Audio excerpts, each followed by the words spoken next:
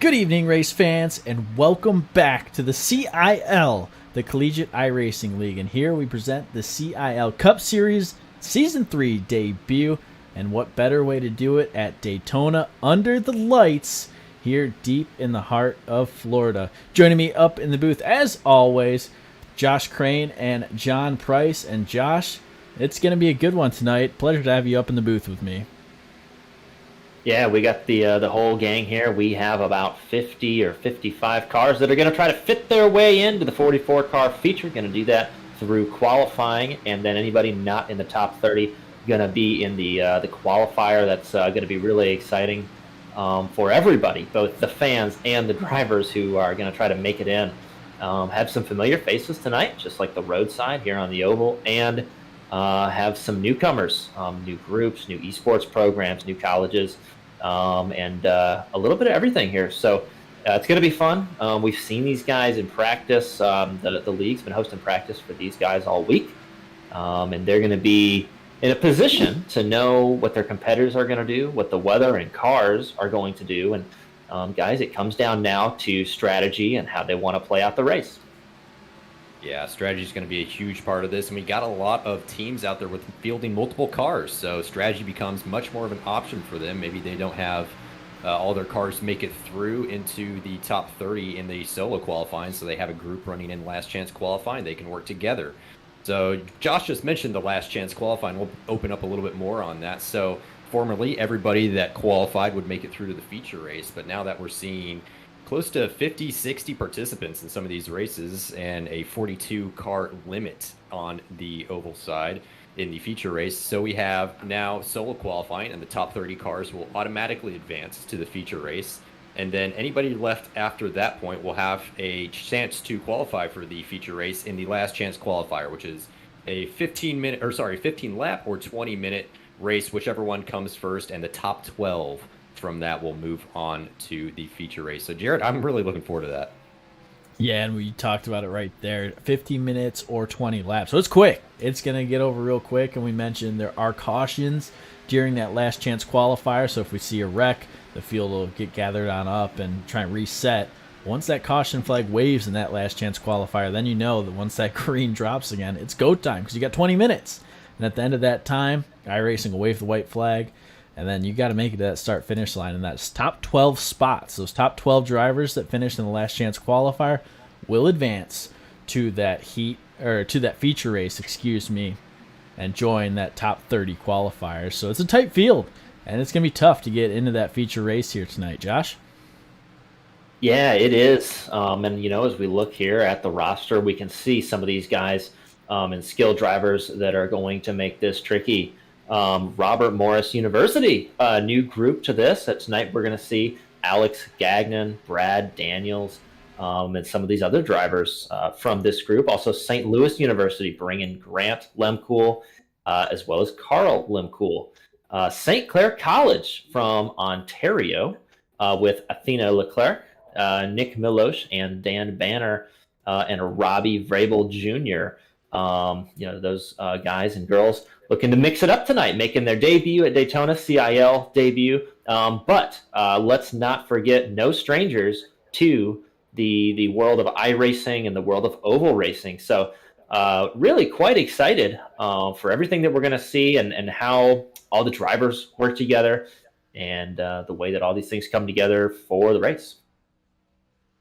Yeah, this last chance qualifier, I think, is going to be one of the more exciting points for me. It's the first time the CiL has done that, so it's going to be a learning experience for not only us up here in the booth watching it, and also get a chance to see what these guys down there on track make of it as well. So guys are getting out there on track right now for the solo qualifying. They've got 10 minutes to set a lap, and so it's just one car out there on track. So all these times that we saw from the practices, times as fast as 45-second laps, we're not going to see right now in solo qualifying. Got no car in front to move all of that dirty air out of the way and create a gap for you to slot in behind. So these are going to be probably 47, 48-second laps running in clean air and no tow in front. But I can't trust any of these practice times, guys, because I just don't know who's going to be fast, Jarrett.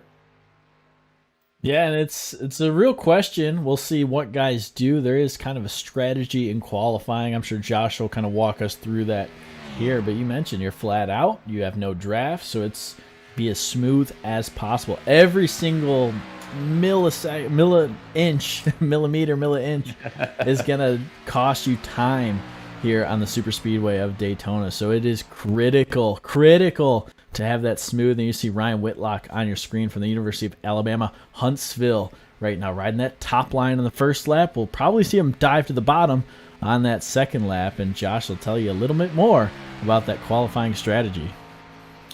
Well, that is, you can see these drivers locked in, Ryan, on your screen there, looking intently at the corner. He's going to follow that wall all the way around the top. Got the high-performance wind simulator in the background. Got to stay cool, guys. It is hot. It's sticky here in Daytona. Watch as he crosses this line. Ryan is going to put that machine right on the yellow line. Now he's going to pick the shortest way around the track.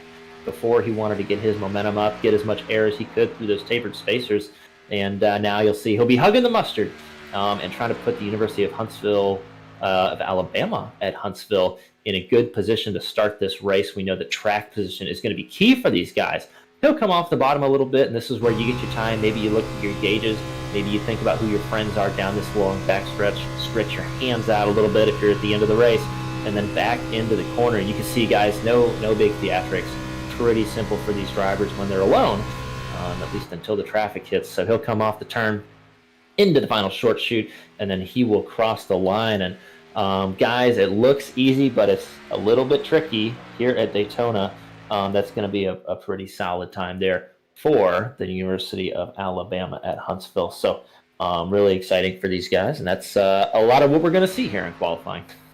Yeah, Josh, you said it right there, and I'm a self-proclaimed road guy. I don't pretend to know too much about the oval side, but, you know, running solo here isn't all that difficult, but then running in a pack is probably one of the most difficult things that you can do in racing. It's extremely difficult to run right on the bumper of the guy in front of you, right on the door mirror of the guy next to you, not making contact with either, maybe a little bit of bump drafting at that, but being careful to pick your moments and know when you can make that overtake and make it safely and not really put your car at risk too much. We've seen quite a few cautions, I think, at Daytona before last season when we opened with it. And I think these guys kind of learned their lesson somewhat from that race, and we might see a little bit more clean racing tonight.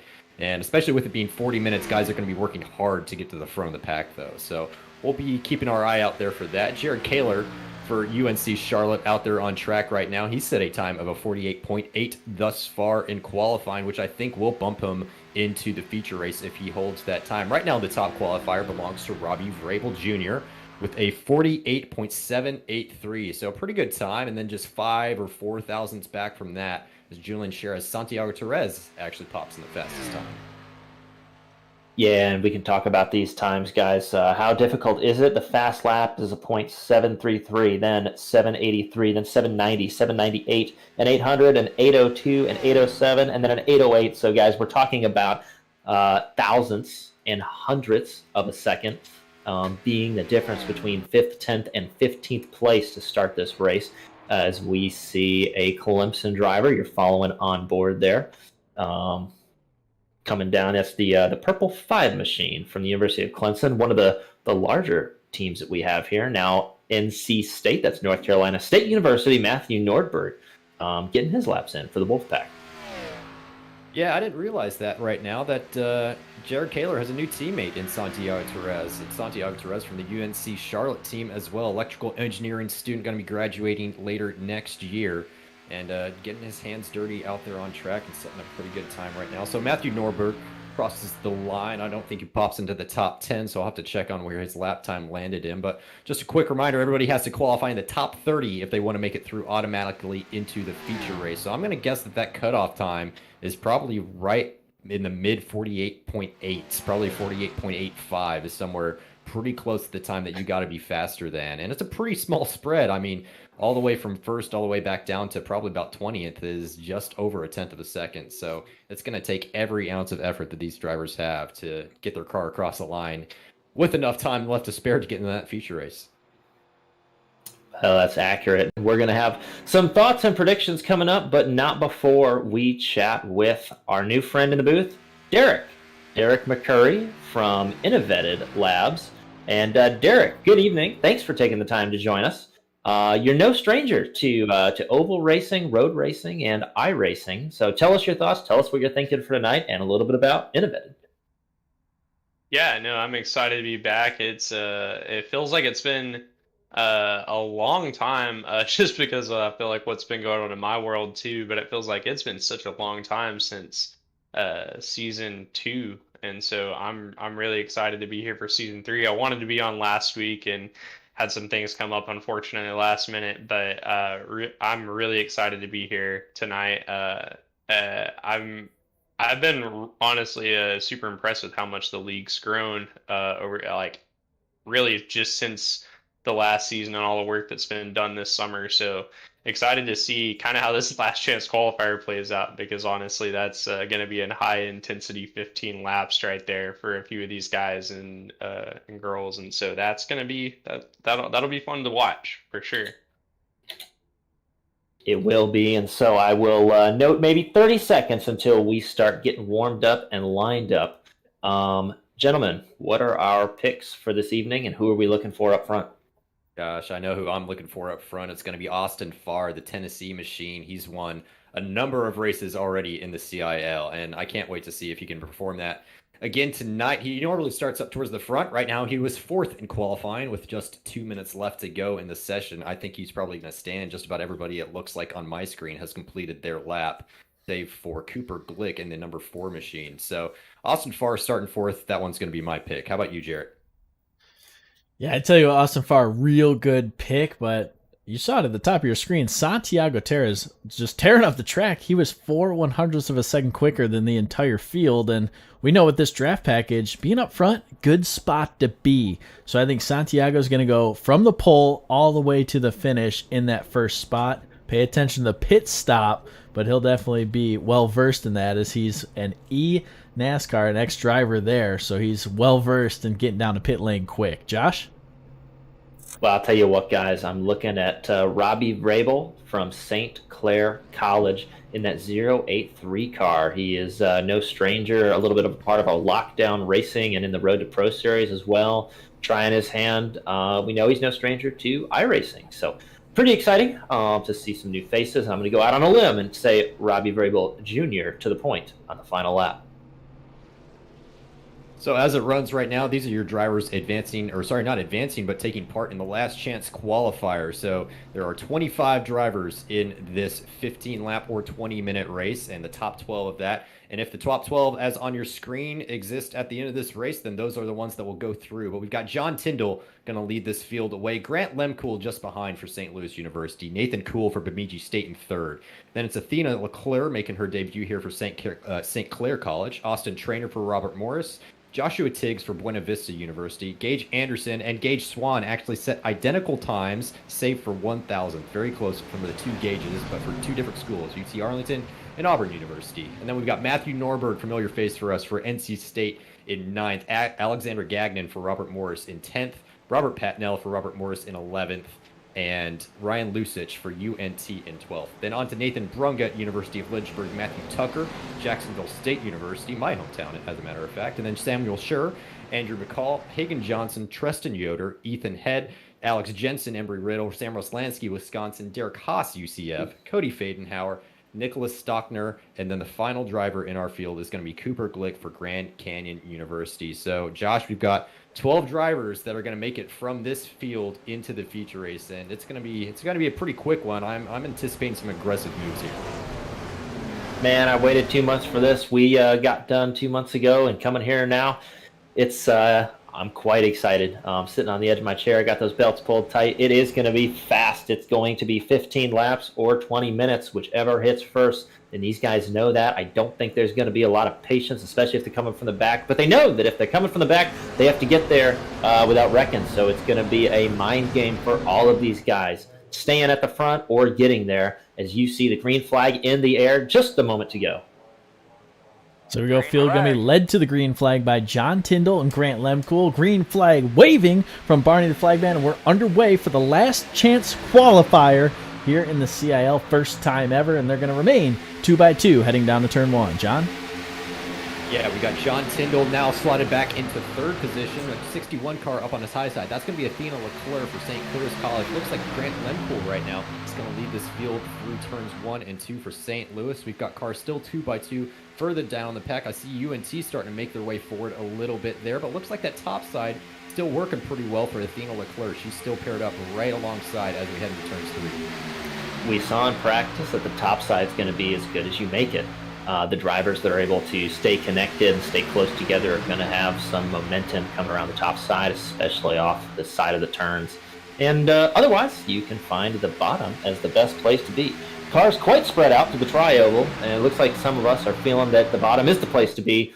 Certainly it's a self-fulfilling prophecy, guys. If there's no faith in the outside line, it's going to be hard to make it go. So you can see they're trying to get a party gathered, as they would say, but it's going to be the bottom line for now. And it looks like Grant Lempool, big dive there. Grant Lempool in the 013 machine is going to lead these guys for a little bit. Yeah, he's probably happy being up out front with as few laps as we have to go with here. So 14 to go, and it's going to be 13 next time by. It looks like that top line sort of fizzled out there. I think Athena got better of it. She's down there on the bottom side now trying to make her way back underneath the 72 machine. That's going to be Nicholas Petnella also making his debut here in the CIL, crossing the start-finish straight. And not a lot of banking here on the front stretch, just 18 degrees, so kind of easy to slide up out of everybody else's way. The number 2 machine there, Gage Swan, going up to the high line. So cars still kind of not quite single file. A couple of stragglers trying to try that high line again, but unless they're going to get right up next to their door and pick up that side draft, Josh, I'm not sure they're going to make up too much ground there. It looks like everybody's kind of decided at this point that the low line's where they want to be. Well, I think that's accurate. In fact, Solo, perhaps below the line there a little bit. You can see Clemson trying to stick out. We see Hagen Johnson there in the 7, and then a couple cars we saw in practice as well. That Clemson, 5 cars in this current evening's event, trying to work together and maybe make a little bit of strategy work. You can see right there Sam Roslansky in the 82 machine. That's the University of Wisconsin, trying to get a little bit of a push from the VCU machine. That's Cody Fadenauer. And then guys going on back, Grand Canyon University, Clemson, and then the University of Central Florida. But this group being led by the University of Lynchburg's Nathan Brungut right there. Guys pretty well spread out. Everybody's staying behaved. They know it's 10 to go, probably a little bit of an early time to make that jump. But guys, if you're in the top 12, you just need to stay in the top 12. You don't have to make a bad dive. So let's all be smart here. Yeah, they're being smart so far, Josh, I would say. We haven't had any cautions yet, no real body contact, and it looks like everybody from Nathan Brungut upwards is going to make it through as it stands right now. Actually, I take it back. A couple cars up there in the wall. I see a Grand Canyon car, some Clemson cars make it through, and even more are getting caught up in this now. So that looks like the Tennessee machine, number 8, Ethan Head. 04, that's going to be Cooper Glick, and I think, is that Cody Fadenauer? It's definitely a VCU car, but let's check out what happened here, Josh. Yeah, coming off the turn, and we know these cars get tough. Looks like the 82 was getting the push he did not wish for, and then once that happens, it's everybody around. But yeah, it looks like coming off the corner, you have a car that's got to run, especially if you want to sneak out and you want to give your car a little bit of air. It's going to get a little bit of a run. It's going to stall that car in front of you. Yeah, you can see so hard to go, and these wrecks at these tracks develop so quickly. If you're behind, that's going to be a little bit tough. But there is one fast repair. There's one fast repair in the LCQ as well as the feature race we're going to see tonight. And so these guys are going to get racked up, and then they will be ready to go here in 2 laps time. Yeah, I think Roslansky just moved up the track a little bit prior to what Cody Fadenauer thought was going to happen. And so they just kind of made some left rear fender to front right fender contact there. And unfortunately, Sam Roslansky did not fare well after that, as well as several other cars. Probably Knight's going to be in severe jeopardy after that collision. But we'll have a pretty quick caution here. It looks like St. Louis still up there at the front of the field. So Grant Lempool, John Tyndall, and Nathan Kuhl are still your top 3 right now. And Nathan Brungut is still the cutoff car in 12th position right now. So him, Matthew Tucker, Athena Leclerc, Nicholas Patnella, Joshua Tiggs, Ryan Lusich, Matthew Norberg, Gage Anderson, Nathan Trainer, as well as the top 3 will make it through if it stands like this. But with the first caution, 10 to go, there's plenty of time still left to make some moves. And guys even further back in the field that we're not quite used to seeing back there, like Derek Haas and Andrew McCall. We're used to seeing those guys up a little bit further. And they still got plenty of time, Josh, if they want to make their way up there. They do. It's a little bit early to stress, but we know that clock is still counting down a little bit. Yeah, you mentioned the 64 machine. A couple times of Nathan Barunget from the University of Lynchburg, studying health and physical education, and has been fishing, coaching lacrosse, and frankly, very well versed in the game of life. Every Sunday morning, watching the cup races. That's what we like to see here. So he knows how to get around here. He's seen it done, and he's going to try to make it happen as these guys go forward. So again, still being smart, these guys, having a little bit of time. And Nicholas Stockner from the University of Clemson on your screen now, guys, at number 5 machine.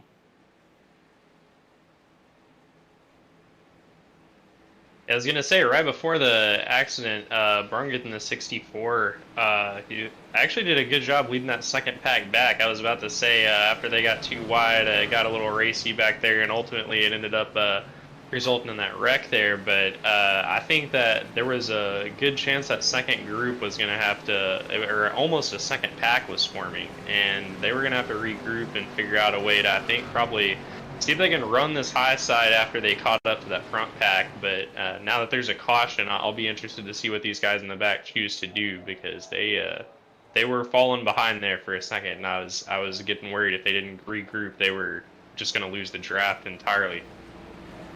Hey, Derek, that's a good point. Josh, that kind of gives a question on my mind that maybe you can help me answer here. So, I mean, we saw a lot of guys at that first start dive out of the draft and get up on the high side immediately, and then it kind of fell away from them. Do you think they're going to probably learn from that and try to not do the same thing twice, or do you think the Highline's going to work this time around? Do you think guys are going to get more aggressive here now that we've got just 10 minutes left or so in this session?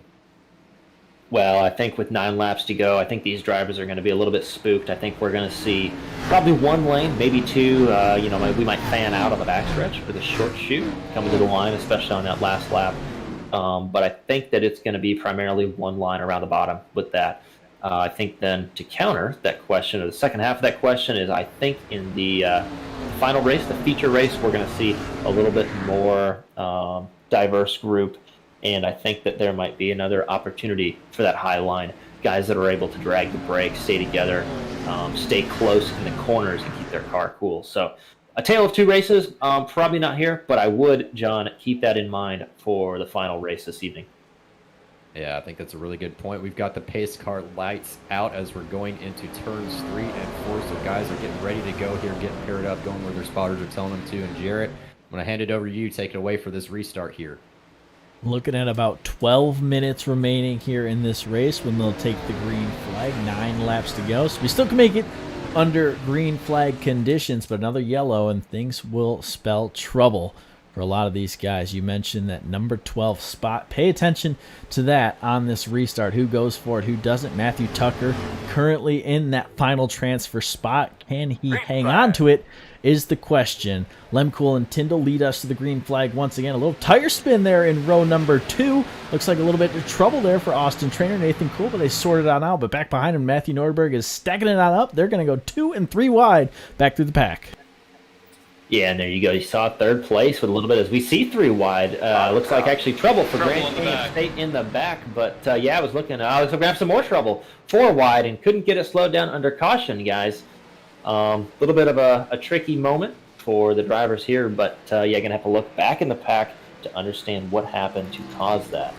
Yeah, I'm guessing that they threw the yellow for the instant in the back initially. Yeah, that's definitely what it was going to be. That's Cooper Glick back there getting collected by, I can't tell quite what car that is. I think everybody else started to check up front, and some people weren't quite so prepared for it. So when everybody started looking off for the yellow, they started running into each other. And yeah, unfortunately, that happened to Cooper Glick. That's twice he's been involved in incidents already, and this isn't even done yet. We've still got another 8 minutes left to go, and probably 6 or 7 laps after the pace car comes in from this next caution. But yeah, big calamity up there. Yeah, and it looked like Cooper was trying to take advantage of maybe a tough start from some guys in the rear. However, maybe a bit of net code there. The iRacing net code, firm meme in its own right. Initiating that one. 2 cars up close near the wall.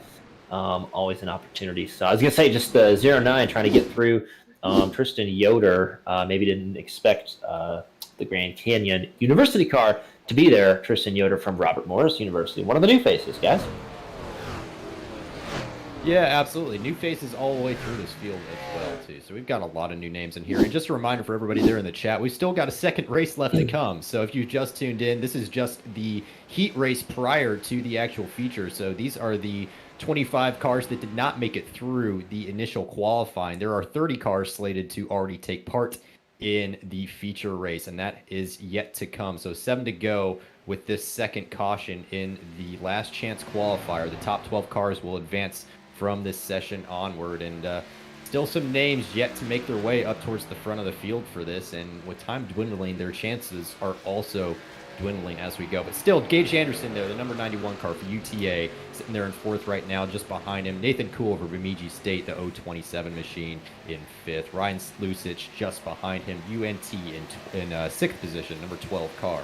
Matthew Norberg, I think he got tangled up in one of the earlier instances, but he has made his way up to 7th as it sits right now, the number 76 machine. Nicholas Patinella just behind the 72. Gage Schwann just behind that. And then Samuel Schur, Cody Fadenhauer, and Andrew McCall are currently the cars that will make it through the last chance qualifier onto the feature race. So, you know, with just about over 5 minutes left, 6 to go at this time by, we've still got a race on our hands, Josh, and plenty of guys can still make it through that last 12th position. So we'll be watching for Athena Leclerc, Nicholas Stockner, I think Ethan Head, those 13th, 14th, and 15th place cars to try to really push past McCall and Fadenhauer here. Yeah, and we have maybe 6 minutes to go in our 20-minute time clock, 6 laps to go, and I believe we're coming to a green flag situation. I take that back. The lights are not off on the pace car, so going to do one more circuit around. That would be with cars pitting, guys getting set up, and so, yeah, we'll see. They might not be watching the lap countdown. They might be watching the clock countdown. So that'll be something to pay attention to. A little bit like watching the weather radar. You don't quite know when it's going to end, but you know where you want to be at the end.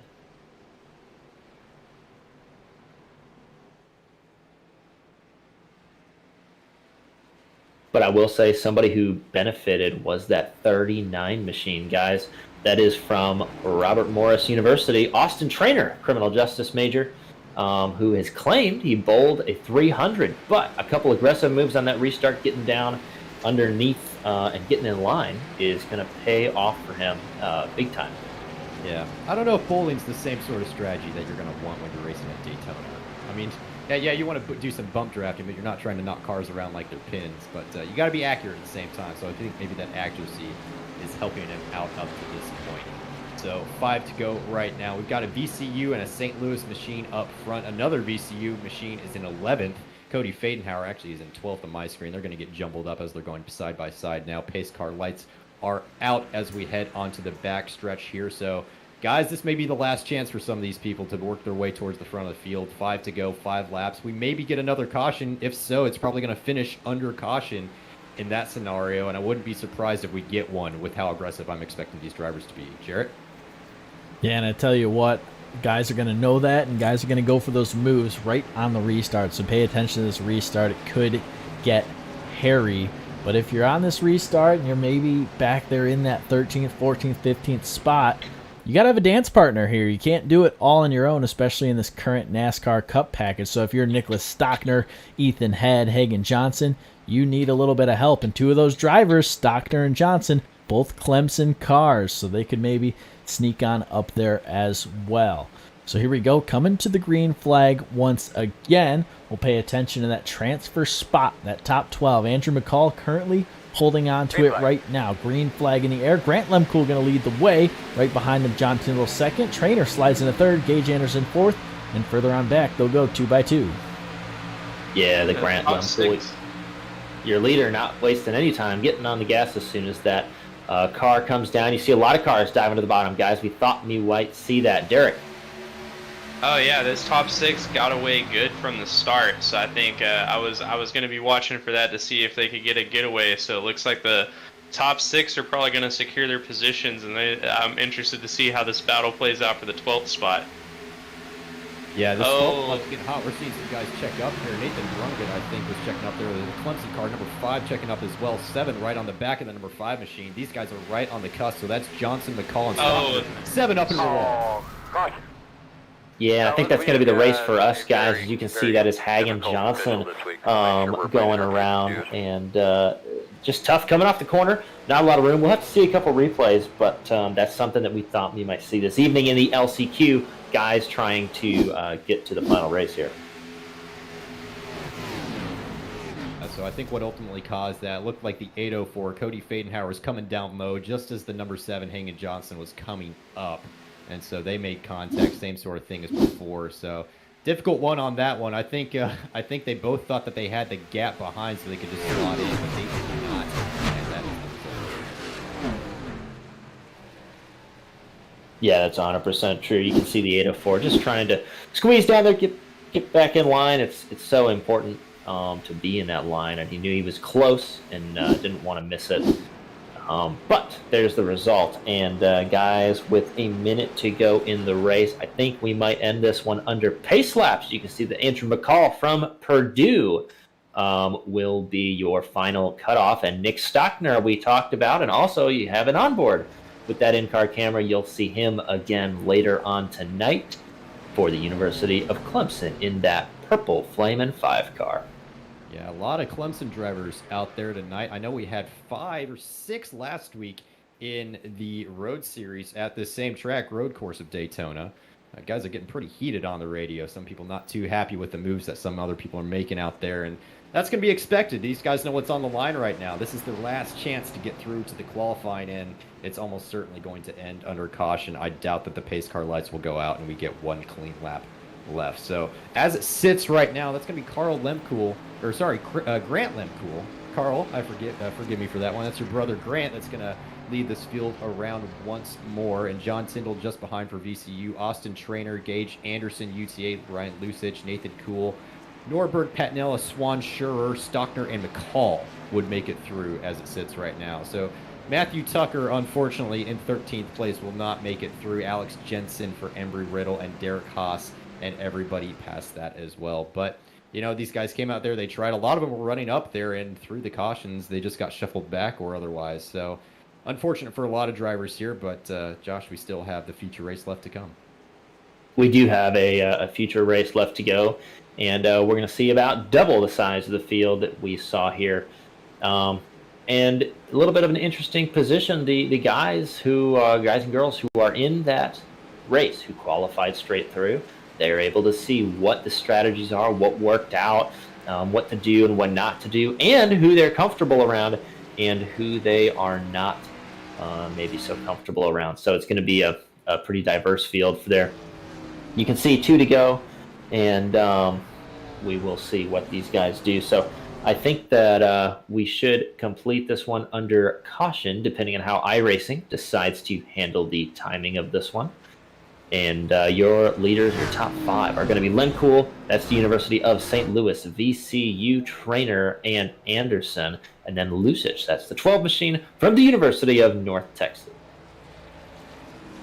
Yeah, and so just to reiterate, drivers that you haven't seen on your screen very much at all yet tonight are those that are still awaiting and probably watching this race unfold right now, maybe trying to watch some onboards and learn what guys are doing and learn what works in that pack, are everybody that's waiting to race in the feature race. So those are the 30 drivers that already pre-qualified. And so that's going to be Santiago Torres from UNC Charlotte that's going to lead that field away when we get to that here in about 3 or 4 minutes time, I would say. And Robbie Vrabel Jr. And then who was in third there? That was going to be Henry Morse, I think, qualified third in the feature race. So still that left to come. Those top 12 cars from here, bottomed out by Andrew McCall, will make it through.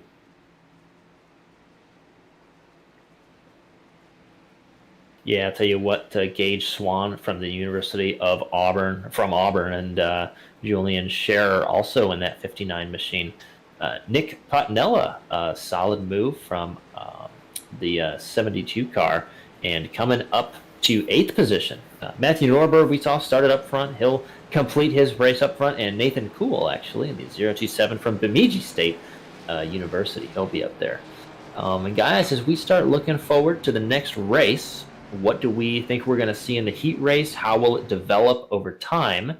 And what schools are we thinking that we're going to see in Victory Lane at the end? Josh, I think for me, I'm hoping that we see a lot more of the same. I mean, these guys ran clean for those first 5 laps or so. I hope we get a little bit more of that in the feature race. I think guys may try to settle into a bit more of a rhythm, given that it's about double the length. So I'm thinking it'll be a little bit different theme, but then once we reach that halfway point and guys start getting a little bit antsy and they might be sitting there in 15th, thinking they should be in 5th, then we may see some undesirable moves happen here. But it remains to be seen. Jarrett, what do you think? Yeah, I mean, we just watched how this race unfolded, and something to mention, the cars are limited on fuel, so they will need to make a pit stop at some point during that feature race to fuel up the car to get to the end of the line. So don't be surprised if we see a little strategy play itself out as well. Josh? Yeah, I think that's accurate. You can see these guys here doing a little warm-up, 5 minutes. That's for these guys who have been sitting, been spectating. They can get in their cars, get warmed up, and get the juices flowing. But we can take this time, Derek, and speak to Derek a little bit about InnoVetted, what they're doing and what their value adds are, and how they fit into to the world of software.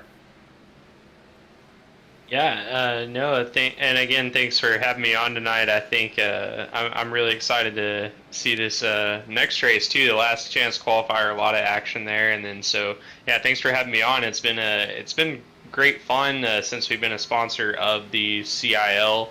I know go back whenever it was Next Book, it was the sponsor.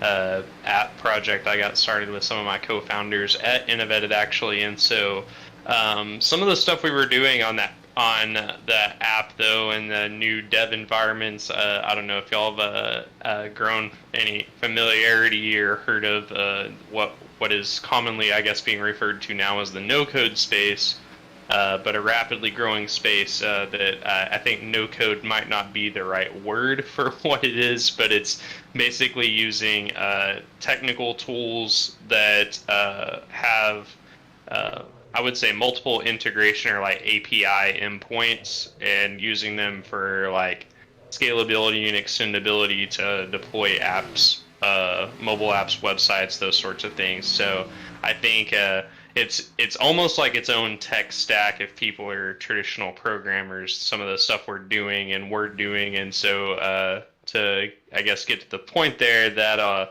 the work we were doing, we realized there are not a lot of people working in the kinds of environments and platform as a service, as you would call them.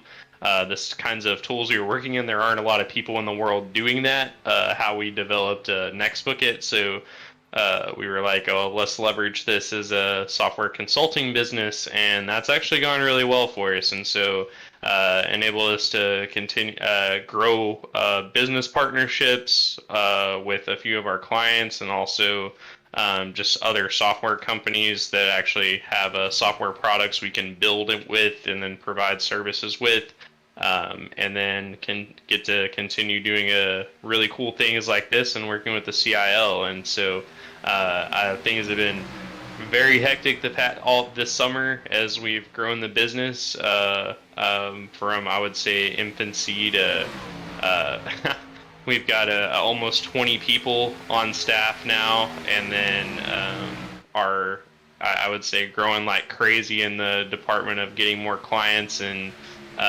trying to continue scaling. But it's been very exciting to be a part of this and see how the company is growing. And I know the CiL is also included in our future, and I've got a couple of these guys I do need to get back to you about internships actually. So the really exciting stuff happening, and I can't wait for to see where else we go this fall. I mean, we've got some new sales coming in and data and new clients coming in, and I think as we continue to, I think, develop products in this space, people will become more familiar with it, and ultimately it's really good for a new era of programming.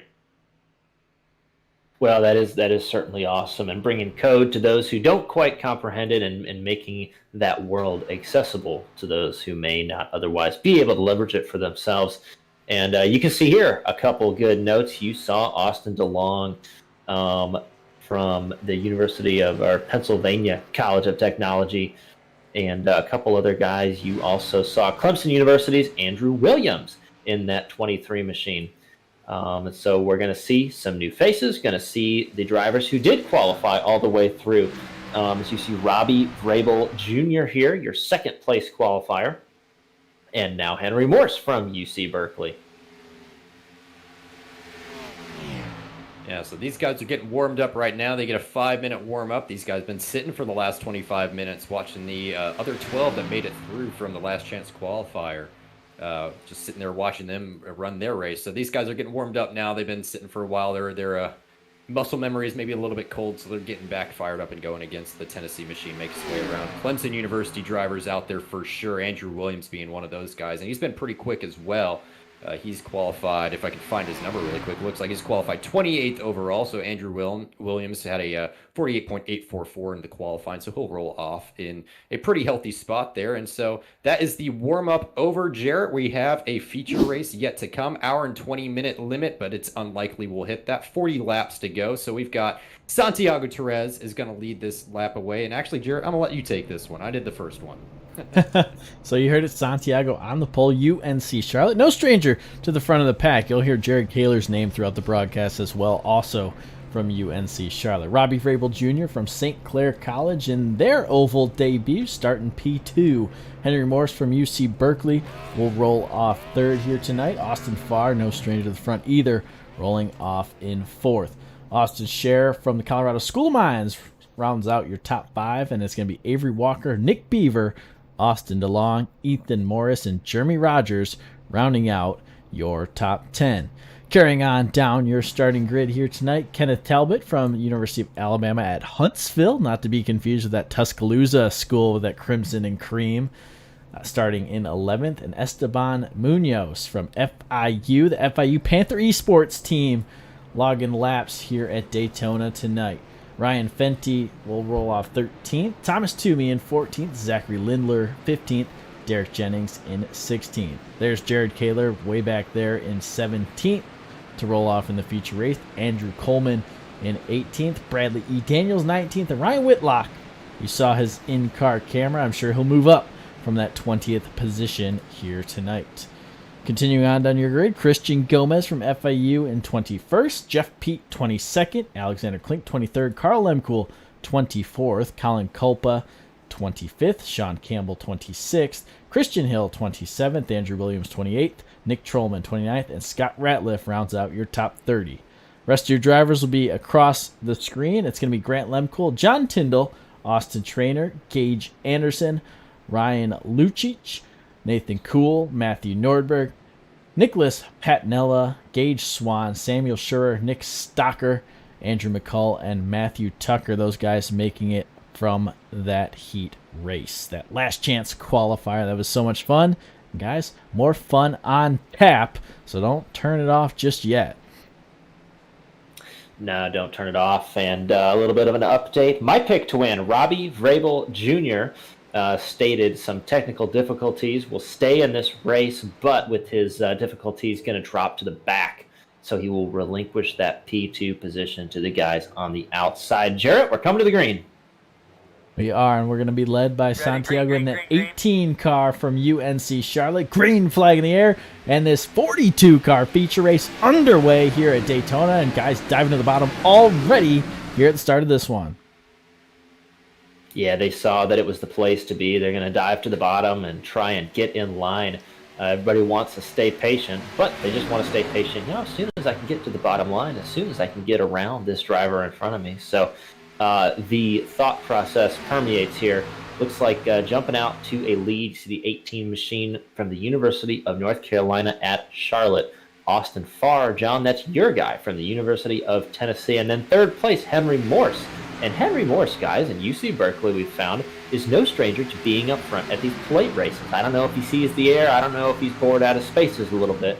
But he does make his way to the front of these things.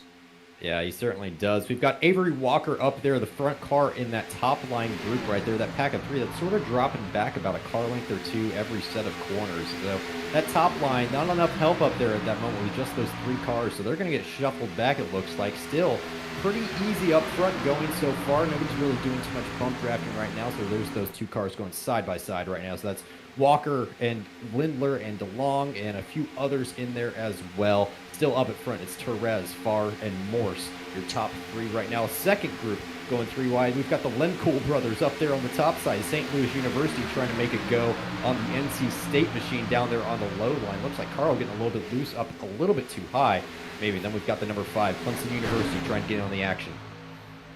Yeah, it looks like going to make it 3 wide coming off the corner. Always a little bit of a bold move. But for those fans of the high line, it's going to come down to who can get linked up. If those 3 on the outside can get linked up with the Lemcool brothers and anybody else who can make that work nose to tail, they might be able to get some momentum. Looks like we will have our first caution come out, though not sure what for yet. A little bit further back in the field. This is probably about P10 or so, and a whole bunch of cars getting gathered up. And the number 5 Clemson University machine getting gathered up. Is that the Embry-Riddle machine as well? I think, looks like getting a little bit 3 wide action going into turn 1. And Jeff P119 getting caught up there. A lot of cars caught up. Sorry, that might be an FIU machine, actually, if I'm watching that correctly. So it was Jeff P getting turned, I think, by... Is that the 85 or the 65? Yeah, that would have been the 85 of Mount St. Maurice University. One of our onboards tonight, Christian Bryant Hill. Yeah, just tough. Everybody's moving around. In fact, maybe a little bit of help from the University of Alabama at Huntsville behind. Couldn't tell from that angle, but maybe a little bit of help getting into the outside and trying to maintain control of that car, keeping it the right way, and just needed a little bit more track to do so than he actually had available. So that'll be one for the first couple laps, and then we will get back together. Now, you're riding on board with Clemson University. That's the 5 car. That's going to be Nick Stockner here. Yeah, maybe no brakes on that 5 car, and yeah, tough there. Looks like he will have to get the toe worked out on that car, maybe add some new body parts, but one fast repair will make that no problem.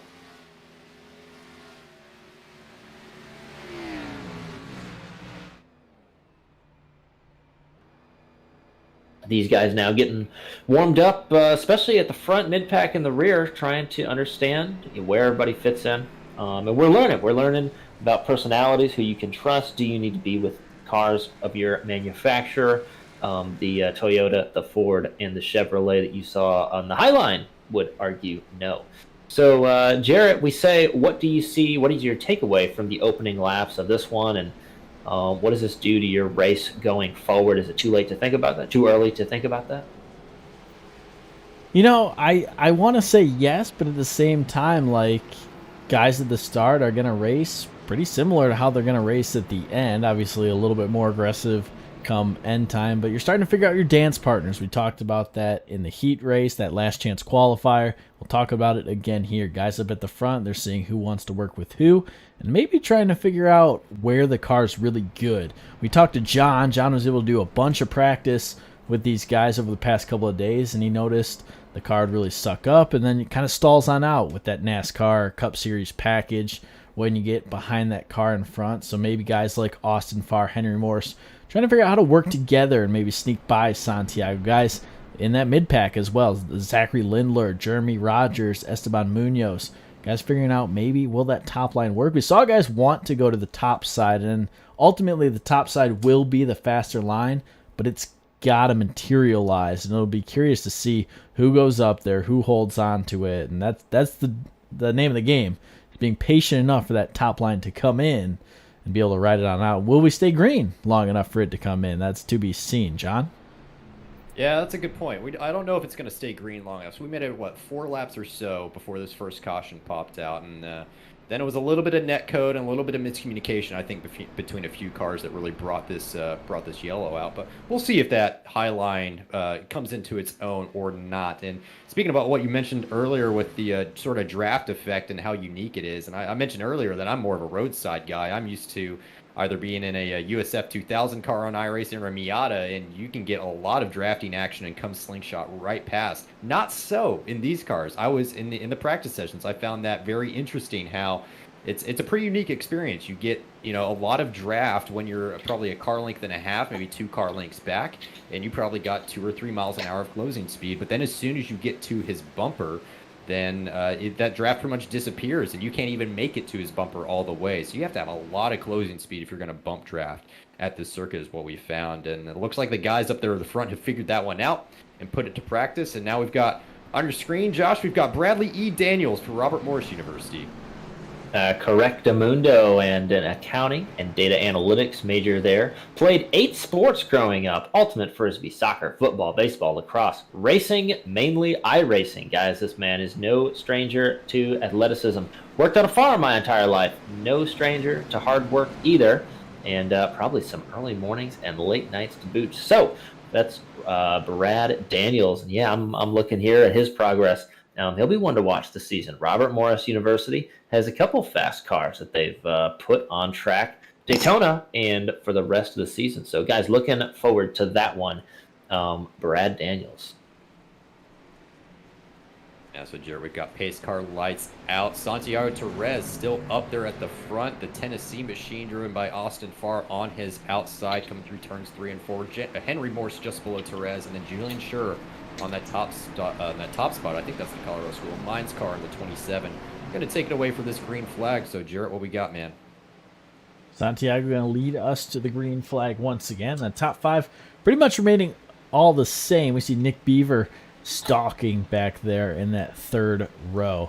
Henry Morse going to give a little bit of space, maybe try and jump this start as well, get on his back bumper. Green flag, great jump for Santiago, and right to the bottom goes Austin Farr. You saw it right there. If you can get to the bottom, get there, and they'll head into turn 1. 1, 2, 3, all single file. John?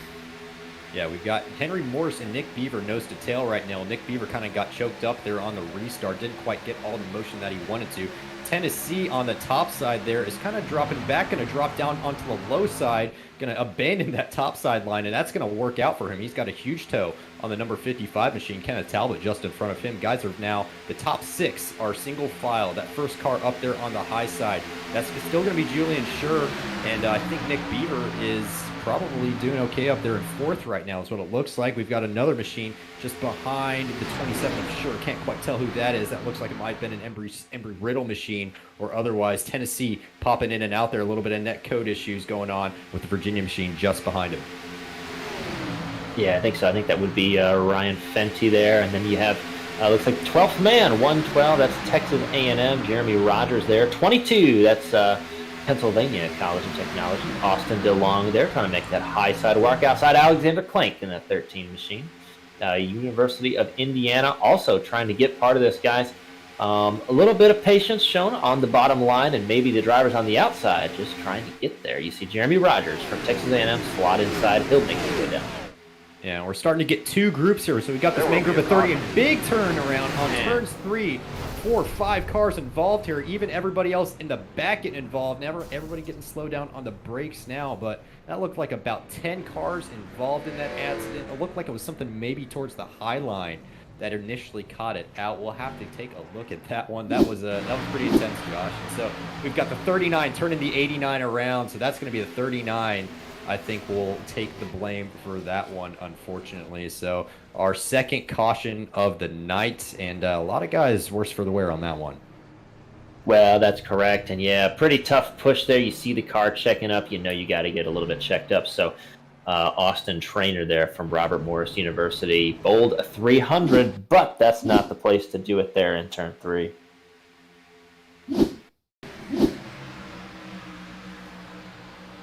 So, yeah, you see another replay there. And it is hard to, you're looking through the glass on the rear spoiler of these cars, through the windshield, trying to see what's going on ahead. And sometimes a little bit of target fixation, but that's something you have to keep an eye on going into the corners like that. It's such an accordion effect, and it's not easy to do for these drivers. So I believe the 39 machine will make their way to the end of line with responsibility for that incident, but we will get back underway shortly here. Yeah, I mean, that just kind of goes to show you what sort of margins these guys deal with. I mean, you know, for anybody that doesn't watch a lot of oval racing or has never driven a race car, period, you know, they don't realize how much these cars move around at these speed. They are not planted in the ground. They're not a high downforce car. These aren't F1 cars or F2 cars even. They move around quite a bit, and so they're really fine margins that these guys have to play with on these high side tracks like Daytona. And you can get some guys just make, 2 inches of a mistake sometimes, or maybe stay in the throttle pedal 10% too much, and then they get taken out like that. So very fine margins, but you got to play within those bounds, and that's just the way it is on oval racing. Yeah, there is, and a lot of give and take, and understanding what opportunities are available to be taken advantage of and what might be best to cool off. So 10 laps in, guys, I'm not really thinking about tires right here, but I wonder if I'm thinking about fuel. And I wonder if I can think about fuel because I can get to pit road and I can get off pit road, and I don't need tires later, and then I won't have to pit again. And I don't know if these guys are quite in their window with the fuel regulations that are in these cars, but if they are, that's going to be something that they think about with the lights on this pace car as we come around and have pit road open this time by. That's a really good point. I don't know what the fuel consumption is like for these guys out there. I know they're limited to about 12 gallons or so in the tank, but I think it's close to half a gallon a lap, I want to say. That's just me kind of guessing. So maybe we're not quite to that window, Josh. I think we might be, 6 to 8 laps away from a clean run to the end if you were to come down and get a full tank of fuel. And maybe some tires on the cars too. But with a 40-lap race, Josh, compared to what we saw last season, it may not come down to a tire change strategy if we get enough cautions. No, it may not, and these guys will have to be careful with track position. When do they want to come? And, if they come down pit road, especially under green, you could be separated from your friends, and you don't have guys you can trust in the draft. And so that's tricky, too. And that's a little bit of strategy that these guys are going to see. No big takers on pit road right now. And the lights are going to be off on the pace car, and these guys are going to come by one more time, take that green flag next time, go back racing. Nobody coming off pit road right here. So a couple big things that we'll be able to see coming up in this race. And guys, not seeing so much of the high line in this one. Yeah, very limited use of the high line. Indeed, doesn't really seem to be working off the start. You may have to get a few guys working together, maybe in a second pack before that happens. But Jarrett, we've got pace car lights out. I think it's going to be coming down here. Why don't you take it away for us? Yeah, so heading down the back straight away, we've seen 2 yellows in just under 10 laps. So guys, probably going to start to think about pushing here. And you guys talked about the potential pit stops coming. If we continue to see these yellows, they can stay out all night long. So we'll see what that strategy ends up being. See if we get some green flag running here. Wouldn't be surprised if this is it here. 2 quick yellows might get a long green flag run coming up here. So Austin Farr, we saw him dive down to that bottom side last restart. We'll see if it's more of the same on this one, as the field going to go through turns 3 and 4 and get ready to rock and roll. And you see Nick Beaver back on the top side after this one. We'll see if he can give a push to Austin Farr. Those two quite familiar with each other from last season here in the CiL. Santiago Terres in the number 18 car going to lead us to the green flag once again. Green flag in the air, and that green windshield banner on the top of his car. Gonna cross that start-finish stripe first. And right behind him, Nick Beaver gonna go door-to-door with Henry Morse for that 3rd spot. That top line's starting to form, guys. Everybody trying to figure out who's interested in the top side. You see Nick Beaver lead the charge this time. Don't know if that was by choice, but he's going to work on a little bit of a side draft outside that 55. Now he's going to try and get up and get away if he can, with a little bit of push from that Tennessee machine, Ethan Head. But maybe not enough, as you see the 18 machine and that first leading Tennessee, that's Austin Farr, big contender and champion, the Season 1 oval side for this. So these guys are running through. You see Esteban Munoz there, a little bit of a buffet. And these cars do move around so much as we get a great onboard shot at just what these guys have to contend with. Not a lot of room. It's a slip if you get on the apron, and then a slip if you get too high. You can see right there, just checking up, dragging the brakes. These drivers have to be very keen on their reaction times. And you can see right there, just a little slip will bring a gap. 27 and the 112 trying to figure out if they can glide down in there. It looks like we have another yellow coming up on the track here. Yeah, we'll take a look and see who got involved in that one. So think Santiago, after that caution, still going to hold on to the lead. Austin Farr and Henry Morse, 1, 2, 3. Kenneth Talbot, I think, is going to inherit that 4th position from Nick Beaver, who dives down to the 9th. So we've got the number 5. That's going to be a Clemson University car, but BG State's involved in there as well. Looks like it was Clemson and the number 2 machine. Number 2 is going to be Gage Swan. Looks like they got together on the high side. I have to take one more close look at that. So the 5 on the down low, 2's up top. Is 5 going to move up in front of the 2? Yeah. 5 thought he had the space and tried to move up in front of the 2 car, but there was no space there, and 6, 7, 8 cars all involved in that one. That's terrible. Yeah, the 5 machine, not sure. I would say flat tire, but I don't know that that feature is here in this session in iRacing. But I did see a little bit of a bobble and then move up the racetrack. And then once you're there, very hard to come back from that. But not sure why that would have been. But nonetheless, that will be an EOL for that driver as well, the 5 machine from Clemson University. So, Jarrett, we're just under halfway through this race. Another 6 laps and we'll be halfway through. What differences are we noticing so far between this and the heat race that we saw earlier? Well, we can see it right there. Just a lot more aggression, guys, knowing that with the bigger field, you maybe got to make the charge sooner rather than later. 40 laps. We've completed about 15 of them when they cross, or 14 of them when we cross the line here. But, guys, a little impatient to start this one. Josh? Yes, sir.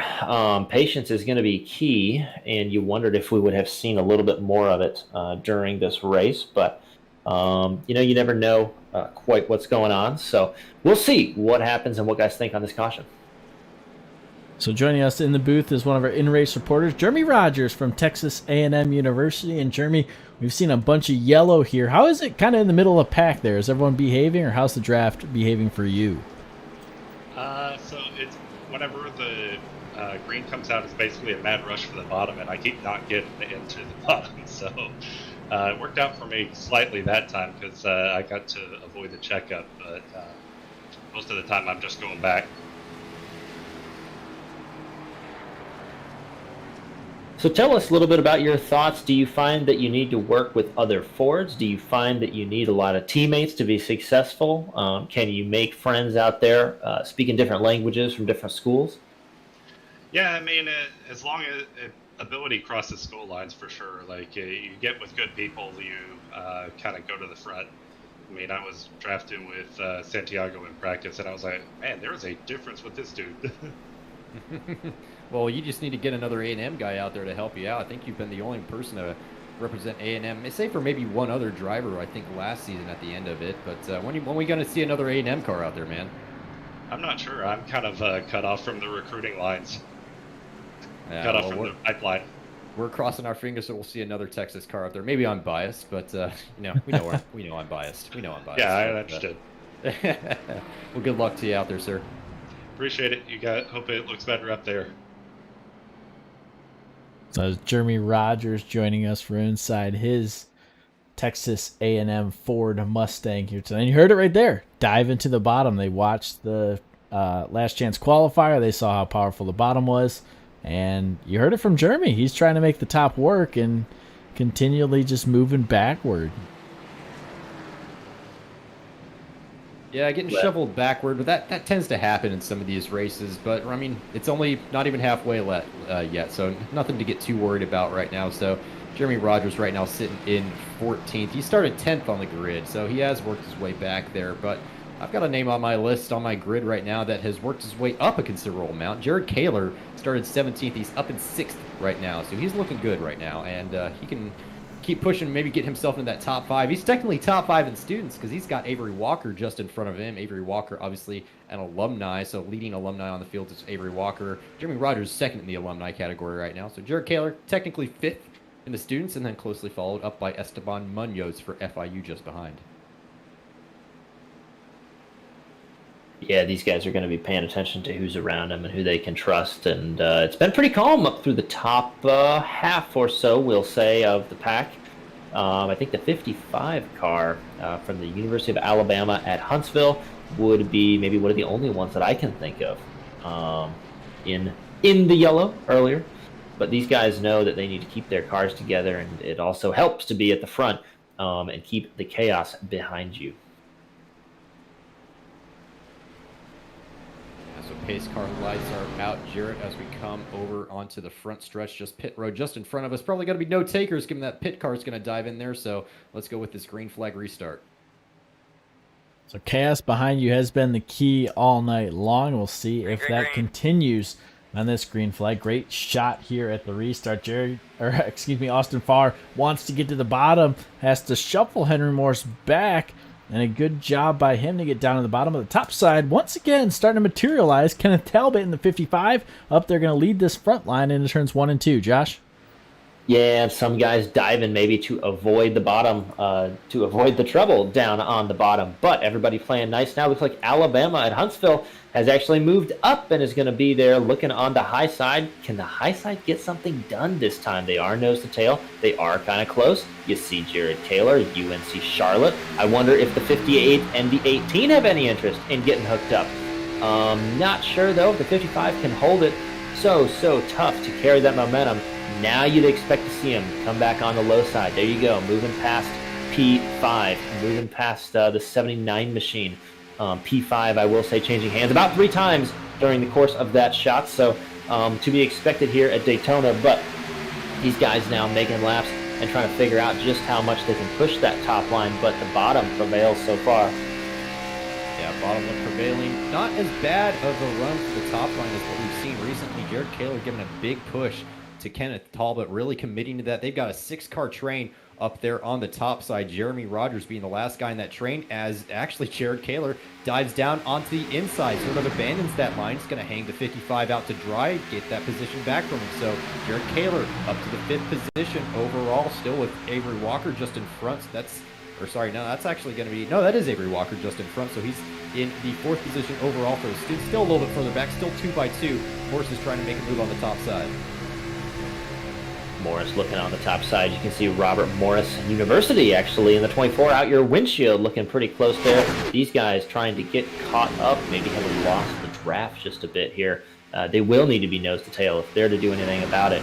Going green for a little bit now. We see back to single file along the low side. Guys, you just need more friends than is possible to make a run forward. You saw that high line has now fizzled out, and it's going to be Tennessee and Robert Morris University, that 24 car around the outside. It's Brad Daniels we talked about earlier. Yeah, Brad Daniels and one other car up there, Tennessee machine on the top side. Still making it work, getting pretty close there with Alexander Klank, but still working out so far so fine. So doing okay so far. We've got a pretty straight line up in front, man. Get tangled up there. And 8 cars all on a line up there up the front. Still Perez leading Farr, Morse, and Avery Walker in 4th position. Avery's got a huge lead over Scott Ratliff, who's inherited the 2nd position for the alumni right now. Jeremy Rogers now in 3rd for the alumni. So right at the back of this train, we see that A&M car, the white and the maroon, popping up there at the top of your screen. We've got a few other cars in there. Ryan Fenty from 13th up to 8th right now. Ryan Fenty, pretty focused, not thinking about how Moose can dive underwater over 20 feet so much, rather focusing on the race at hand and doing a good job of it. Yeah, and I'll tell you what, I am impressed with Robert Morris and Tennessee working that high line. They actually fell back, and then they picked up a few spots. It can be done. The high line can work if you drag your brake, if you communicate, work together. You see Tennessee getting a little bit of air over that grill. He's going to have to do it. That car is going to be hot at some point. And maybe a little bit of help now as the outside line starts to grow, but it is a game of inches, and it's a game of inches between losing a few spots and gaining a few spots. You can see that's the 9 of Esteban Munoz from Florida International University. Actually, you see there Florida International University finishing 2nd. 2 you see in your shot, UNC Charlotte, last season in the Oval Series, looking to come back strong this race. So those guys will be a storyline to watch this year. But the story right now is back in the pack. You see Nick Beaver in the 10 car. The Bison trying to move forward and get that high line shuffled back. Yeah, he's got Esteban Munoz, that FIU car, just in front of him. Munoz, not an easy car to get around. Has a great job at defending at any track that we've been to so far. Sometimes maybe just over the border of aggression, but it definitely makes drivers think twice, really gets in their head about it. Munoz a little bit further back in the pack has a teammate in Christian Gomez, currently running in 12th position on that low line as well. Looks like that Highline's got a little bit of momentum, Josh, actually, as we come into turns 3. So Robert Morris is trying to make his way around the 58 machine. UNC Charlotte down there tucked up underneath Virginia for the time being. So now we're on board there. You can see how close these guys are running right now. Nose to tail on that left-hand side. He's got that UNC Charlotte machine that he's trying to make his way around. University of Virginia now is on the table as well. Maybe he'll get sent all the way up to 3rd. Yeah, you get a little bit of a side draft and you get a little bit of a push, and suddenly opportunity strikes. Brad Daniels doing just about all he can to stay off the cars in the corner, but get that draft coming through. And he'll try and get through, work with the Tennessee car behind him. And it looks like a couple other players. The Colorado School of Mines, Thomas Toomey to the high side. Some faith in the high side as these guys come through and see that it can be done. You just have to be a little bit clever. That was Toomey on the radio talking to these guys, probably letting them know, hey, I'm going to jump up there. And I'm going to try what I can do. Actually, I say that now. It looks like UNC Charlotte and FIU and the Bison of North Dakota State University trying to get by. When you do shake the balance, sometimes you get shuffled back. But we'll see if that Highline can keep marching forward. They've got 17 laps to do it. Yeah, 17 laps left, so well over halfway. Guys are going to start to need to start thinking about that fuel strategy. Reminder, they are limited on fuel, so they will need to come down at some point. The 91 getting out of everybody's way up there on the high side, so well done to him. And still up front, we've got Santiago Torres, Austin Farr, and Henry Morse, so that has not changed. They lined up 1, 4, and 3 on the grid. Now they are 1, 2, and 3 in the race. Still that second line, still working pretty well for Avery Walker. Up there, the lead Virginia machine. Thomas Toomey a little bit further back in the pack, now in 24th, unfortunately paired up with another car trying to catch up, but nothing doing right now, unfortunate for the Virginia machine. So back up further on, we've got Nick Beaver sitting right now in 7th position, 7th on the grid and 7th in the race. So looking strong from Nick Beaver. Ryan Fenty just behind, trying to help him out a little bit. Yeah, 1 lap left, 16 to go. A little bit of custom fender design on that FIU machine. Probably not what you want here at the front of the pack, but he's making it work, guys. No argument there.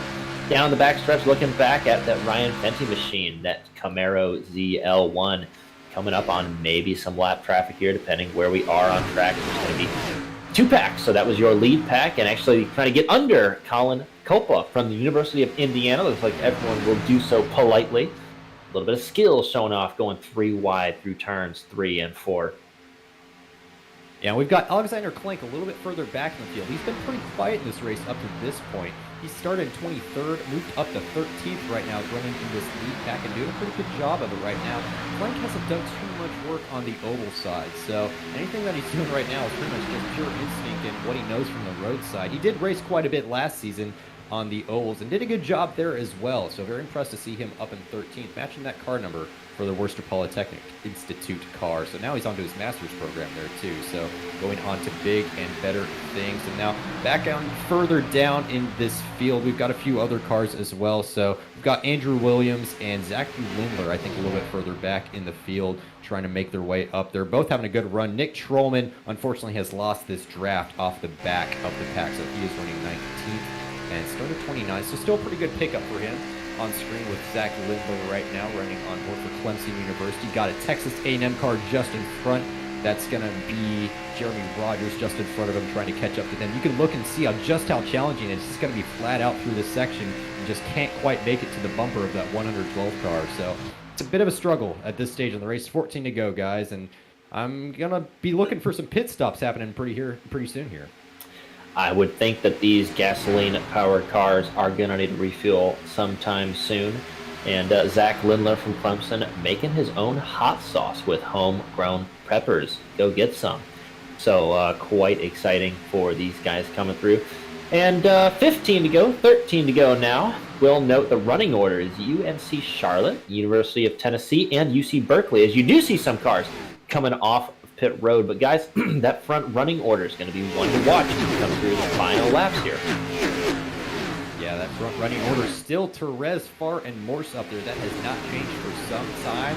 Austin Farr, I mean, he's been my pick to win, and he's that pick for a reason. He knows when he needs to sit back and wait. He knows how to be patient in one of these races, and then he knows when to be aggressive. We've seen him do some of the best restarts in any racing on the Oval Series last season in Season 2, especially at the short tracks. But no different here at Daytona. The only advantage that you get now is that it's draft turn 1. So maybe not quite as much of an advantage as we earlier saw. We see some cars coming down into pit lane. Doesn't look like any of the lead group, except I stand corrected. We've got Jeremy Rogers, the 27 car, on as well, and then the 37, Zachary Linder, and the 23 of Andrew Williams, all into pit lane, guys. Yeah, guys, I've got word pit lane's going to get pretty busy here in a couple laps. Pay attention to this lead group here, guys.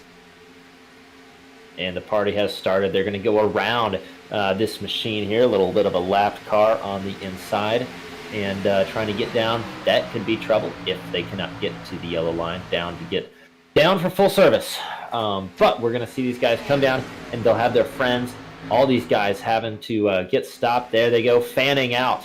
And late on the brakes, as late as they can be, get down under the speed limit. A little bit of a lockup from your leader. That's the 18 machine. UNC Charlotte getting on pit road together. Will that work out for that school? Coming through, you saw the 24, Brad Daniels. Looks like your leader, Austin Farr, and then Henry Morris. Can these guys go through, push, and get a little bit of speed? Can they pull away and come out in front? They will have to make a pit stop, but can they time it well? Yeah, we'll have to see. So Santiago Torres is leaving the pit lane right now. He's got the 65 just behind him. So Christian Gomez doing a great job on pit lane. I think he's the second car off. I think Santiago was the first. So now they're coming out right now through turns 1 and 2 as Austin Farr and Henry Morris are going to come down into pit lane and take their pit stop. So it's going to be 2 laps before we really know how the strategy's worked out. We've also got Alexander Klenk coming in here as well, and the 55 of Kenneth Talbot and Ethan Morris for Tennessee. So same strategy for both the Tennessee machines. Coming down 1 lap later, here's the St. Louis team here. Carl Lemkuhl and Grant Lemkuhl crossing the line right now to take 4th and 5th. Actually, I think they're going to go just shy of the top spot here, probably still yet to pit. Currently held by Pittsburgh State University. Scott Ratliff, Pittsburgh, Kansas. From Wichita, he's out there making that 747 fly. A little bit of a push, big push there. Don't know if he saw the 23 up ahead. And no lane change from 37, but everyone lived to tell the tale. They're going to get through. He'll leave a little bit of space, and we'll see when these cars come to pit road. You have to imagine it'd be soon, but not this time by for the 747. How much fuel has he been saving? And trying to put a little bit of a block on across through the tri-oval. Here's St. Louis University. They will stay on track for at least 1 more lap. You know, Josh, I'm pretty sure that it was either Grant or Carl that got caught up in one of the earlier instances. Actually, I'm pretty sure it was Carl, so Carl may be good on fuel. He may have been in that 3rd or 4th caution, and he probably might have quite a bit more fuel on board than anybody else around him at the time, especially anybody from that lead group. So he may be in a really good spot here towards the end of this race. We'll have to keep an eye on Ratliff as well, see when Scott Ratliff comes down. So now yeah, John. Go ahead. You're absolutely correct. The top 3 all pitted on lap 9. So they're going to be close on fuel, but they can make it to the end if they've saved enough.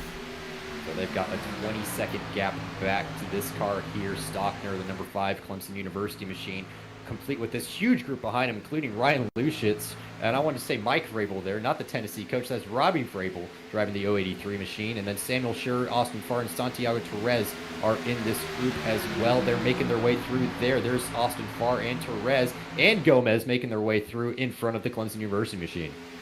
Gomez doing everything he can to keep that draft. He doesn't look far back, but it doesn't take much, especially if that 18 can back up to the Tennessee machine. They could get lost, but looks like that group of 3 staying together. The 747 with a solid lead. Maybe it's dropped off a second in the last 2 laps, but he's got a good position. Guys, 8 laps to go. It's go time. And your groups are Scott Ratliff from Pittsburgh State University, St. Louis University, UNC Charlotte, and the University of Tennessee. Guys, big brain plays if they pan out here.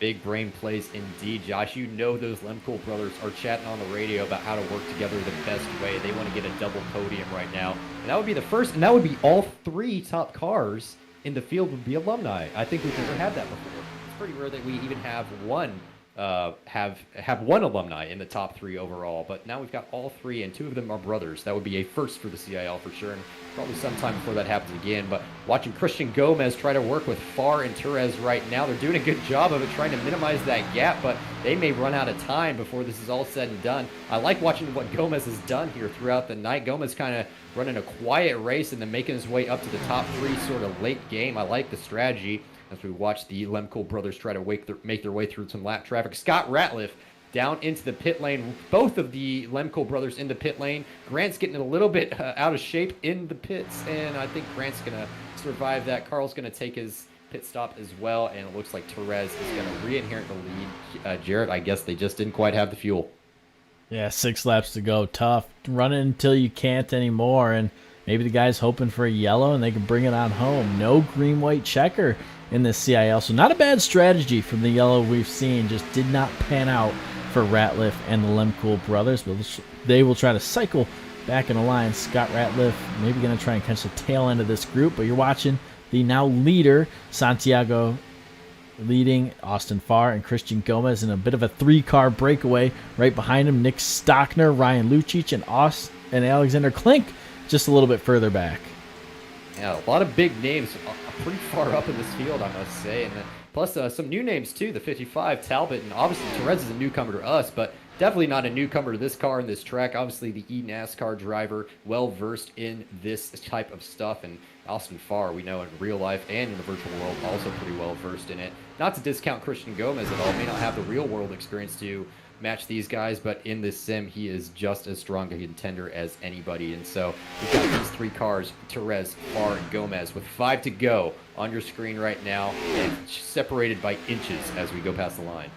Separated by inches, some new faces, but guys, no new schools. UNC Charlotte, we said they'd want to defend. They are.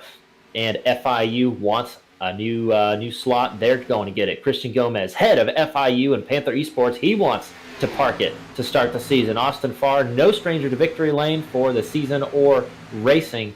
And that 79 machine, hungry to get around. Guys, you can guarantee that 79 car is going to look left or right. It's which way will he go on the short chute coming in the final lap. So these guys, expect them to run most likely nose to tail unless somebody slips. Keeping cool and staying in line until that final 100 yards or so. Yeah, it's going to be kind of dependent on what Christian Gomez chooses to do. If Austin Farr tries to go for a move and Christian Gomez doesn't go with them, then Austin's going to get hung out to dry and drop back down to 3rd position. So from that spot back there in 3rd, I don't know if Christian can work his way all the way to the front unless he got an almighty slingshot somehow, but that doesn't tend to happen with this draft package. So if Austin does choose to go to the outside or the inside, then I would be too surprised actually if Christian goes with them. They've raced together quite a bit. They did the last season and even previous season for some of the races together. So they know how they race, and they've worked together before. I'm curious to see if they're going to do it again. Yeah, they could. Looks like Alexander Plank and Henry Morse trying to figure out 4th position along with Talbot in the 55 for Alabama at Huntsville. But with 2.5 laps to go now, it's going to be these 3. FIU chasing Tennessee, chasing UNC Charlotte, and trying to be a little bit patient. You see 65 trying to back up, get a little bit of a run, and you see the 112 they're working on Henry Morse. That's Texas A&M going to work on UC Berkeley. The Worcester Polytechnic University trying to stay ahead of this pack. He's going to have a full mirror coming off the turn. The leader is continuing to work through lap traffic. I think you see the other FIU machine there. Everybody will fair play go high. And the 79 just pushing, staying right on the 18, but no touching through the corner. You see the 083 St. Clair College's Mike Vrabel Jr. Road to Pro driver, no stranger to the front of the pack there, but it's these 3 for now. Jeff Pete in the Minnesota machine, a little bit low. Looking now to the high side, and going with them is the 65. They'll slot back in line. Just a test, coming to the white flag. Yeah, I think that was showing their hand a little bit. Austin was probably just checking, hey, Christian, do you want to go with me if we're going to do this? And I think Gomez gave him an affirmative on that one. So we'll check to see if that Austin Farr machine and that Tennessee bright orange machine will peek out again this next time by. But we're on the final lap now. The InnoVetted Labs white flag lap here with the 3 cars just nip and tuck right now as we head to 1. Absolutely. 3 corners left to go. it'll be FIU chasing Tennessee, but it's the 18 machine. UNC Charlotte, guys, he's got half a lap to decide where's he going to defend. And Tennessee looking, where's he going to go? Tennessee, no friends this time out. Pokes out. Christian Gomez stays in line. It's going to be UNC Charlotte leading into turn 3.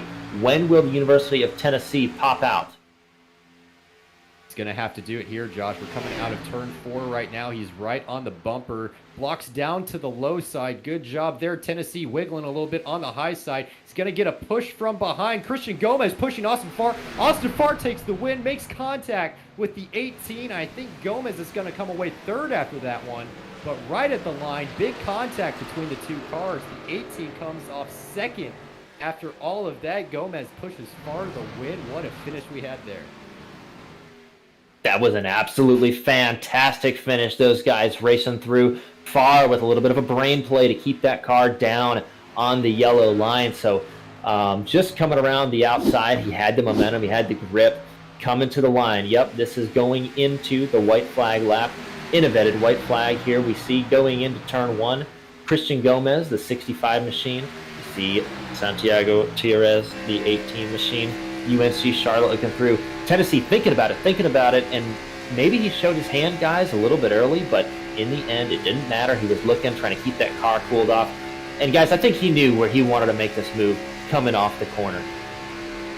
Yeah, I think he did. I think he had this planned out pretty well. That initial checkup, I was surprised that Christian didn't go with him at that point, but now that we look at it back again, I think that was the right call. So 18 defends pretty low pretty early. Gives him a little bit of a bump there. Actually, he's below the yellow line at this point, and then I think he's going to come up into Austin Farr, but he's already alongside before they get to the line. So well done to Austin Farr. Christian Gomez, he helped you out pretty big there. I think a big thanks is owed from the Tennessee to the FIU team.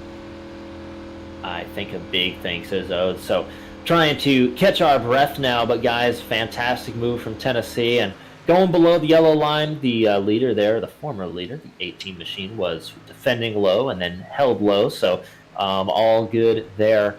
Always tricky, these double yellow lines at the super speedways. But it is Farr, Tierrez, Gomez, also known as Tennessee, UNC Charlotte, and then Florida International University going to be on your podium. And then Henry Morris and Alexander Clank rounding out your top 5. Guys, the margin of victory, 0.02 of a second. Yeah, so what do I win now for picking Austin Farr as the race winner?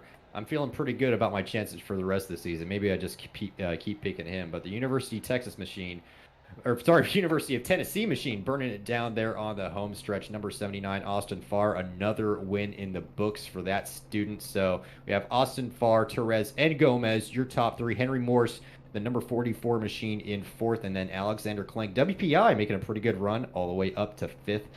But a couple other cars that we'll highlight out throughout the field here in a moment. So here are your entire results as they go right now. So Austin Farr, your winner in that Tennessee machine. Santiago Therese with that gap of, like Josh said, just 0.02 of a second back for that UNC Charlotte machine. Christian Gomez, FIU, another podium to add to their tally. And then Henry Morris for UC Berkeley in 4th. Alexander Clank, WPAI, in 5th.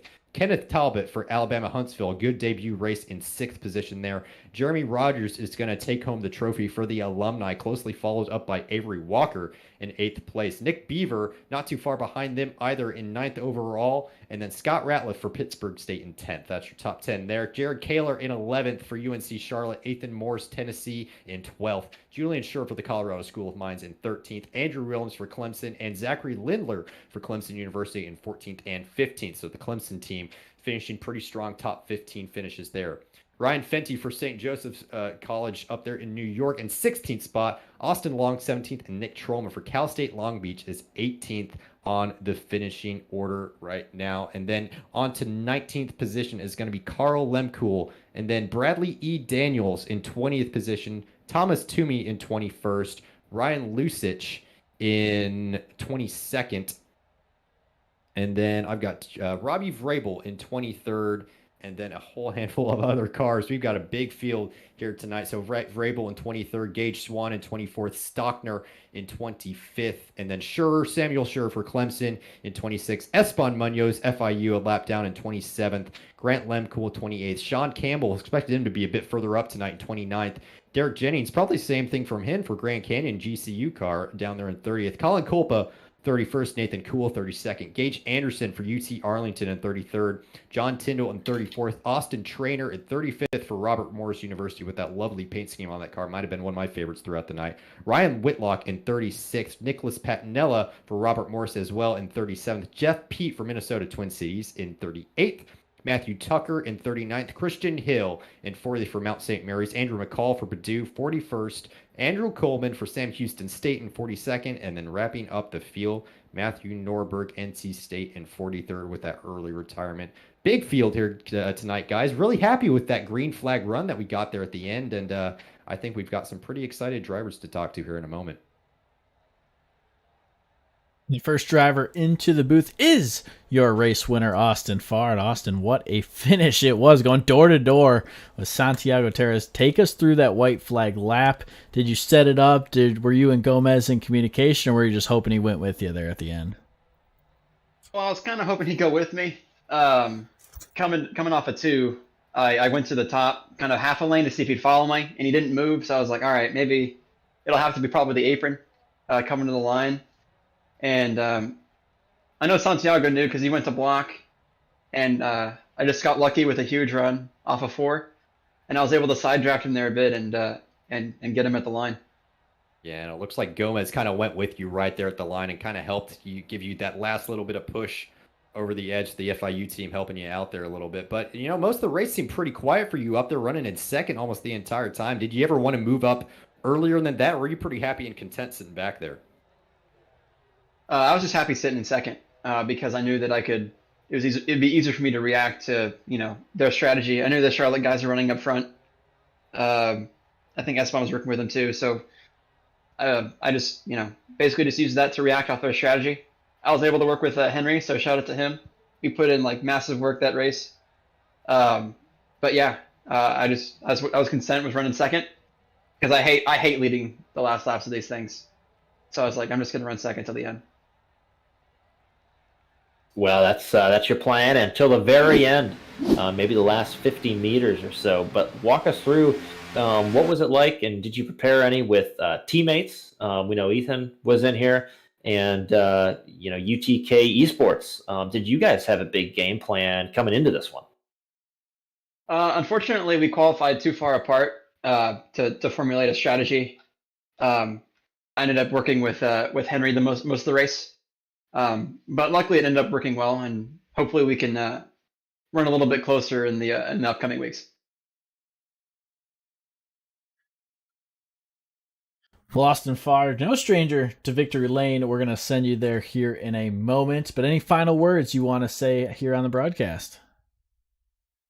Yeah, sure. I'd like to thank everybody from UTK Esports Club. It was awesome having 2 new drivers race with me. I'm glad it's getting a lot of engagement and people, wanted to try it out and do it. And just everyone that runs the league, everybody for participating. Like the participant numbers were just insane, and it's so cool to race the first season where we're getting 20, and then now, season 3 we got, I think, what was it, like 50 or 53 or something like that.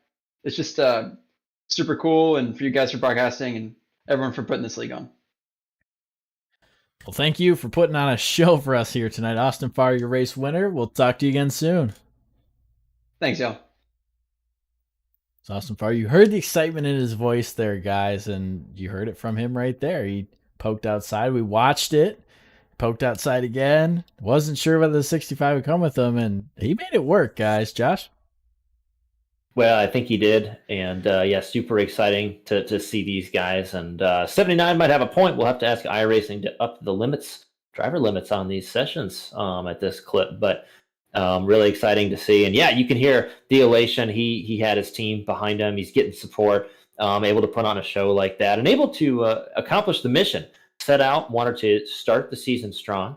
He wanted to get that first win He was following the 18 car for just about all those 40 laps. And so understanding strategy and certainly with Austin's knowledge of the oval strategy, being able to accomplish that mission has got to be a fantastic feeling for him and for UTK Esports.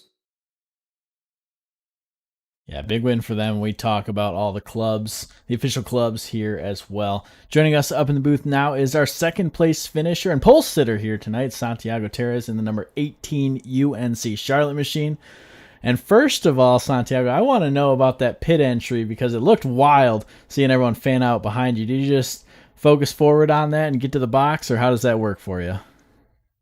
Yeah, I was just full focus forward, trying to gain the most time I could on pit entry, but not too much because we had to you had to work with people obviously coming off pit road, and the quicker you could essentially group up, the faster you'll be on your pit exit. So I was working with Jared Kaler and Esteban for that race, and they made their way up to the front and they pitted with me, but I think they collided with each other on pit road, and so that was unfortunate. So I knew at that point it was going to be tough to even to win, to be honest, because you need help.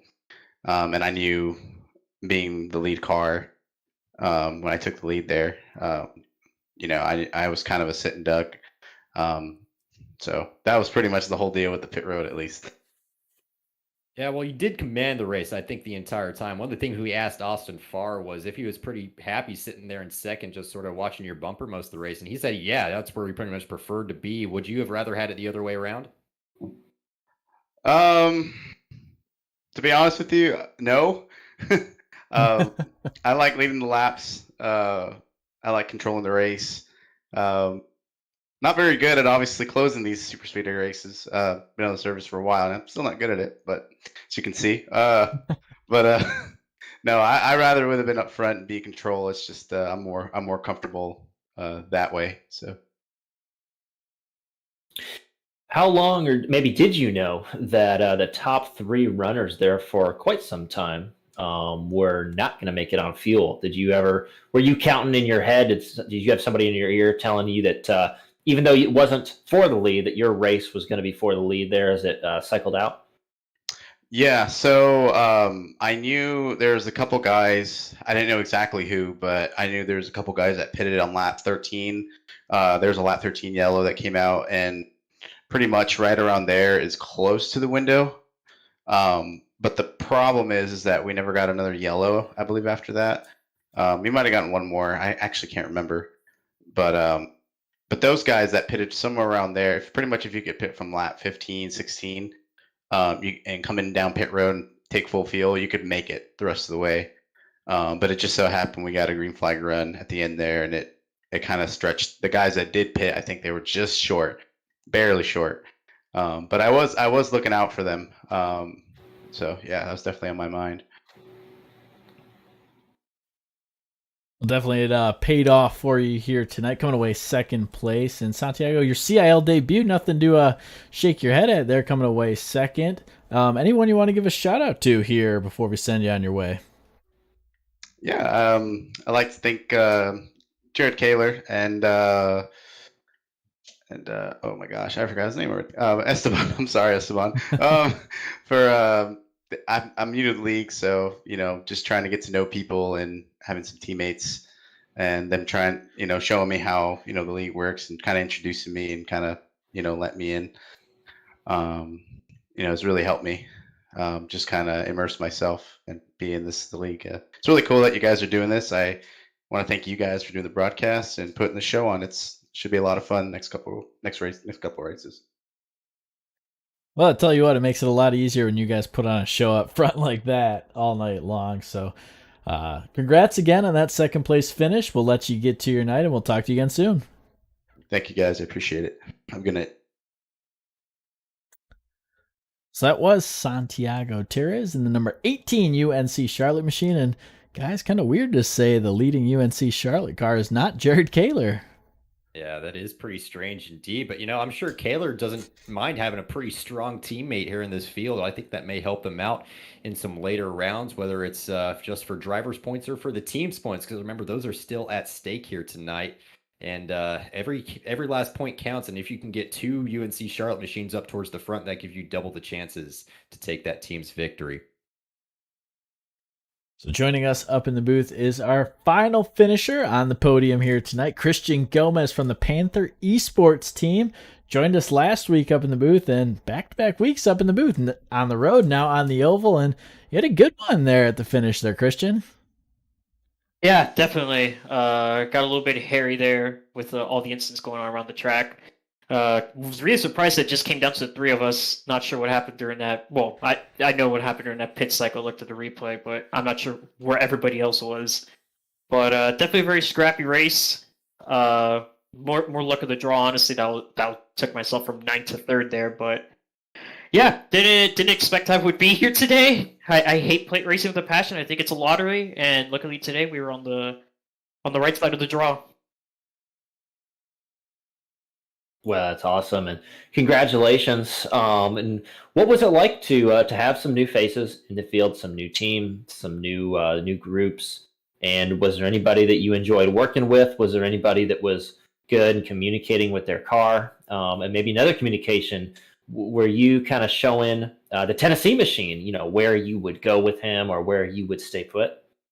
Honestly, at that moment, I had to make a decision because UNC Charlotte and Tennessee are going to be your main rivals for the season, and it was, and we're definitely going to cross paths out the rest of the season here. And I was like, who's going to be the hardest one to beat this season? So I had to make a decision at the moment who was going to help to push there, but definitely not the greatest position to be in, but definitely having people like Santiago in the league. He just raises the prestige of the competition.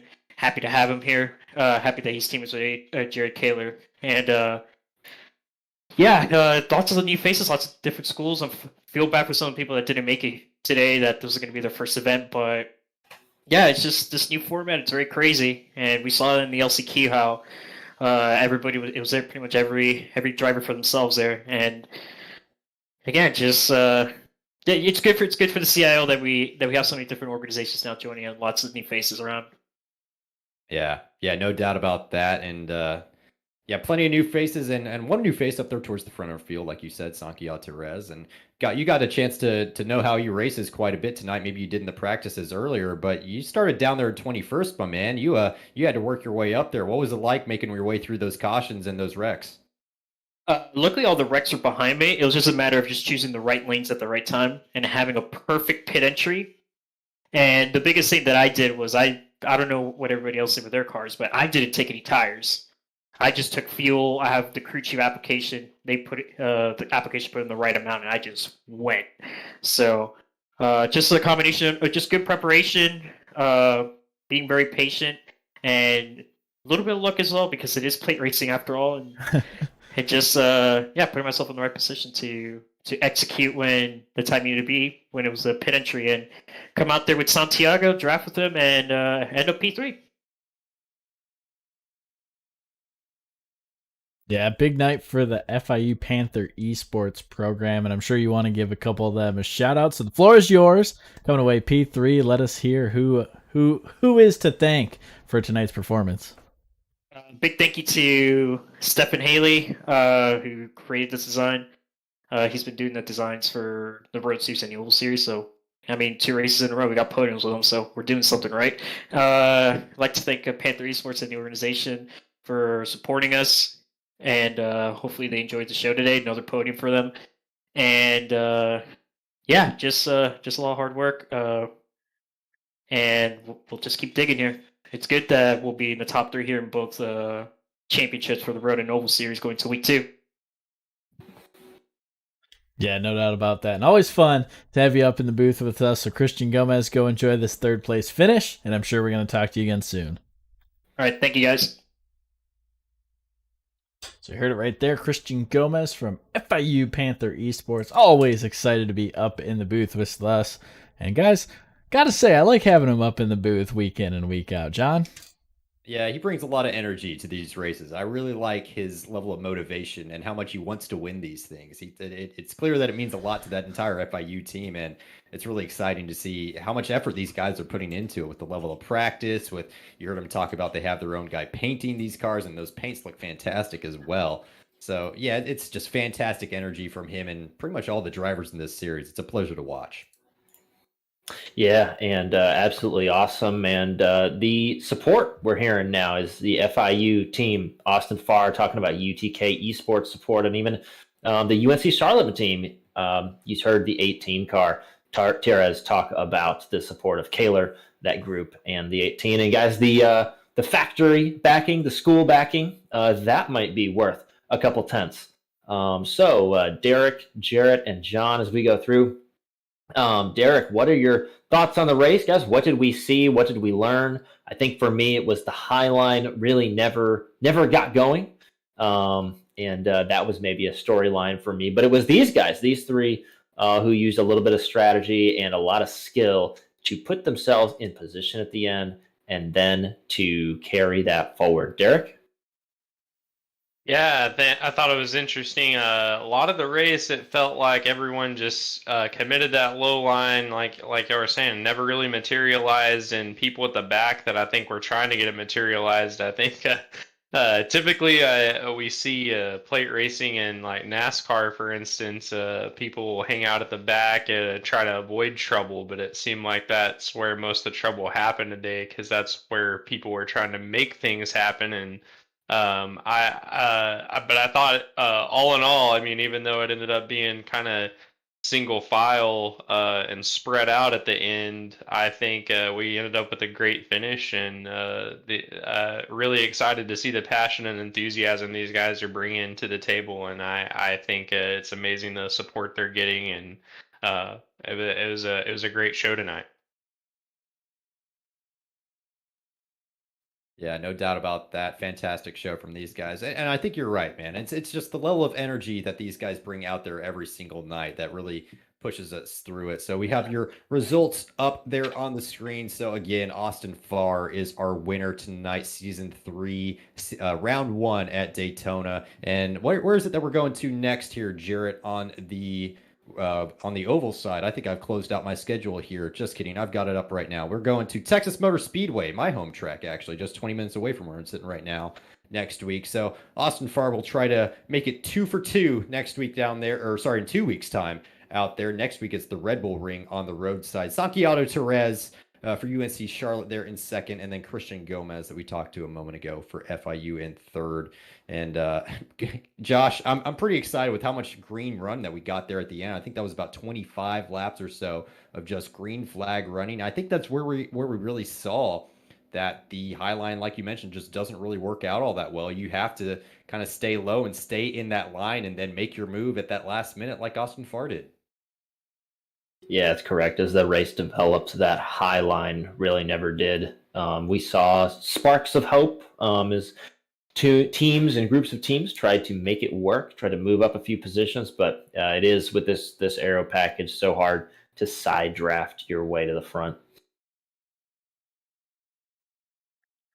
Yeah, tough race to do without friends. We talked about it in LCQ. We talked about it again during the feature. You got to have friends. We saw it there at the end. You had to have friends on the pit road. You had to have friends off. And when they didn't, Santiago got pushed back to second when Jared Kaler and Esteban Munoz weren't with him. So we saw how critical that is. And probably going to play a factor throughout the rest of the oval season as we go to these 1.5 and 2 mile tracks for the rest of the year. You might need a buddy in terms of pit strategy, in terms of that drafting being quite important on that 450 horsepower package in the NASCAR Cup Series. So guys, as we wrap on up here from Daytona, any closing thoughts? We'll start, John, first with you. And I think, guys, you already really said it, that the top line didn't really work here tonight. John? Yeah, I mean, that's the big one. I think the surprise. It didn't look like it was going to be that way in the practices leading up to it. So interesting to see how that differs from the practice sessions to the race. But I think my big takeaway is these guys crossing the line right now on your screen, the Gomez and the Fars and the Tirezes. These guys are the ones that we need to watch for the rest of the season. They know how to handle these cars. They know how to organize a team, and they know how to run in a pack very cleanly and control the pace. So I'm looking forward to watching these guys the rest of the way. And I'm looking forward to next week, too, at the Red Bull Ring. I'm going to see if Gomez can make it 3 podiums in 3 weeks at the Red Bull Ring next week in some GT3 cars. But Josh, what did you think about tonight? Well, I tell you what, every night I am ready for the next race of the same discipline. Man, right now I'm ready for that next oval race. Take me to Texas and let's see these guys run. But remember Daytona Road, remember the GT3s pounding around that circuit, Sean Campbell and Randolph making a solid strategy play to really just outbrain the rest of the crew. Yeah, we're going to have more of that on tap next Tuesday and looking forward to that. So it's going to be another 2 weeks of pure excitement. Put it in my veins. Could not have said it better myself. So, like Josh said, if you want to join us for that road action, it'll be same time, same place next week. So 7 days time, we'll be out in Austria at the Red Bull Ring, and that'll be a good one. All GT3 cars, so a little different than you would have saw tonight. And if you want to stick to that oval action, come back in 2 weeks' time, so 14 days from now, and we'll be at Texas Motor Speedway, and that's sure to be a good one. So for one last time here tonight, I'm Jarrett, Josh, and John, always joining me up at the booth. Always a great time, and a great time out on track. Congrats again to Austin Farr, and we will see you